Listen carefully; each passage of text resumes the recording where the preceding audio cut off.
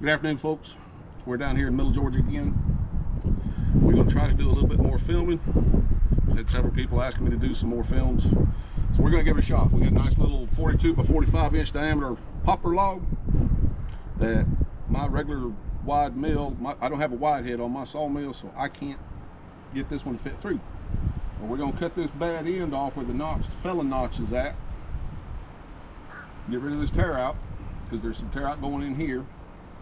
Also, whoever cut it down decided to make a nice little cut into it there. So we're going to remove that.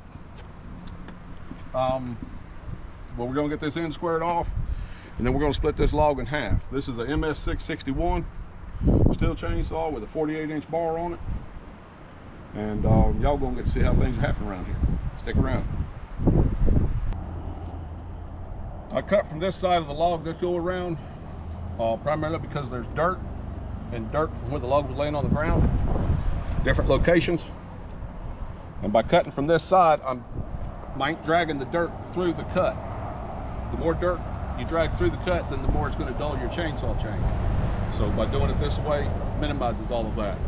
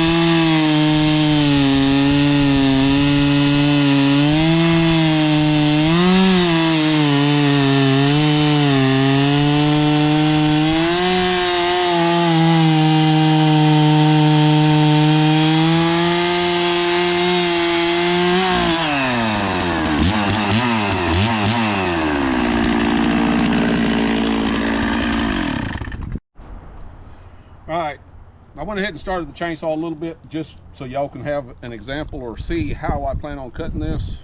I don't do the climb on top and straddle the log and cut from both sides and this. No, I'm too old, I'm too fat. I ain't doing all that bending over and all that mess. Now, I don't have a lot of choice on how I cut this log. Normally I would orientate this knot differently, so I wouldn't end up with so many spike knots and some lumber. But whoever cut the tree down also did a cut mark almost halfway through the log. So this is probably going to become some shorter boards on this upper half. I don't use chalk lines. All I use is a scrunch. I pick out where I want the chainsaw to come out. I have my angles. That's what I aim for. Let's see how close I get. But I let my hands guide the saw. I don't try to drive the saw, if that makes sense. When you're driving your car down the road, you don't look at the white line beside you.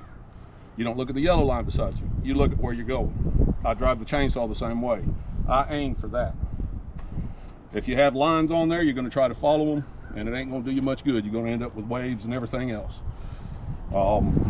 It's just a matter of learning how to handle the weight of the saw, controlling the power head, so the saw head is weighs so much it's going to want to creep down, which will make that bar want to raise.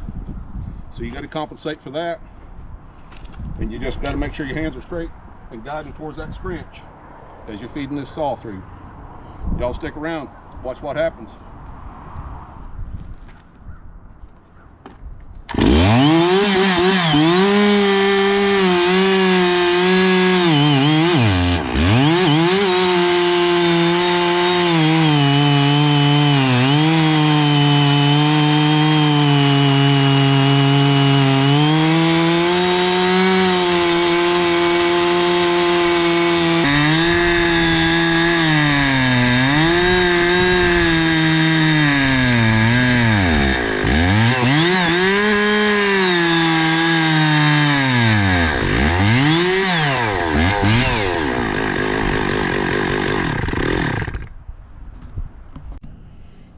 as y'all got to witness, the MS661 is not liking to work today.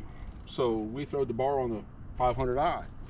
So this is now also turned into a 661 500i comparison, doing the same exact log, same exact bar, same exact chain comparison test. Let's see what happens. I'm curious too.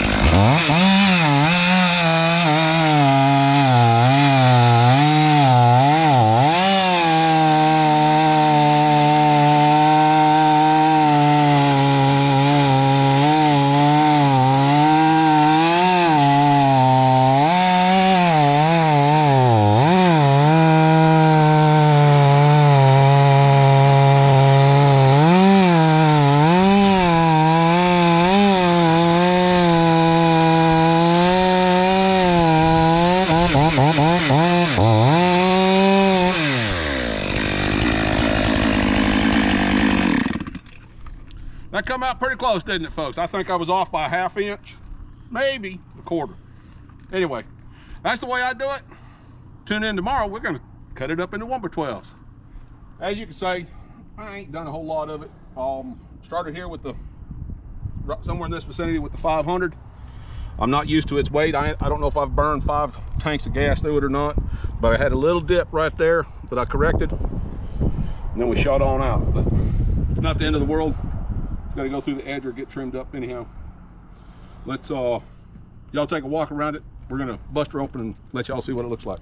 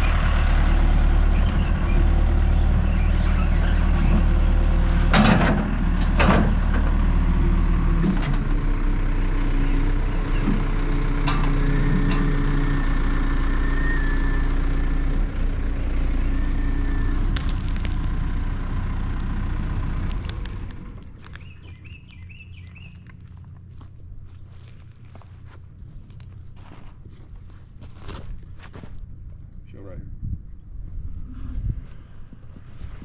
Not too shabby. I don't do it as often as I used to. Used to do 3 or 4 every month. I maybe do 1 every 6 months now, but I ain't lost all my touch, just most of it. Used to be better at it, but that still ain't too shabby. Hope y'all enjoyed.